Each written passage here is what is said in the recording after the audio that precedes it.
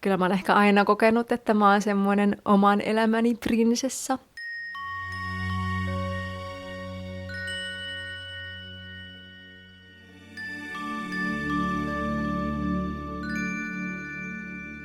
Mä oon Ella Vähäpassi, tamperelainen laulaja, prinsessa-esiintyjä ja valmistun ihan näillä näppäimillä musiikkiteatterin ammattilaiseksi.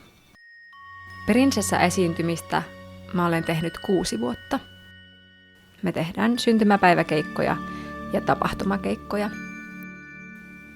Mä oon kohdannut monia ennakkoluuloja myös tästä työstä. Tää työ on tosi helppoa, että tää on vaan hupsuttelua kivoissa asuissa ja vähän poseeraamista, mutta tähän liittyy niin paljon muutakin.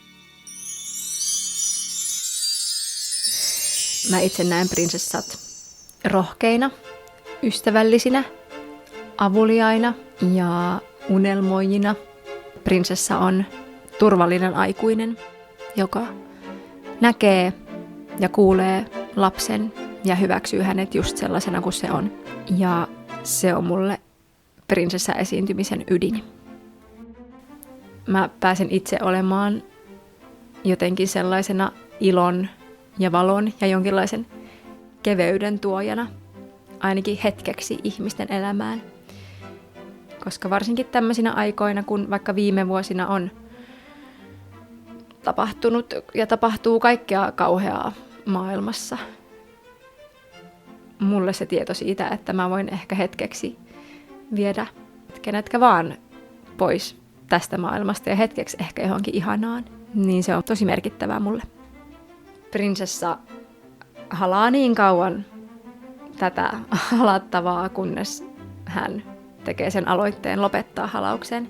Ja se voi tarkoittaa sitä, että monesti voidaan olla vaikka minuutteja siinä halissa. Prinsessa-esiintyminen on antanut ja opettanut mulle ihan tosi paljon. Se on kasvattanut mua ihmisenä, se on opettanut mua näkemään maailmaa eri tavalla, näkemään sitä lasten silmin ja muistamaan, että vaikka maailmassa on pahoja asioita, niin täällä on myös paljon hyvää. Aika mieletöntä, että voi sanoa, että musta tuli isona prinsessa.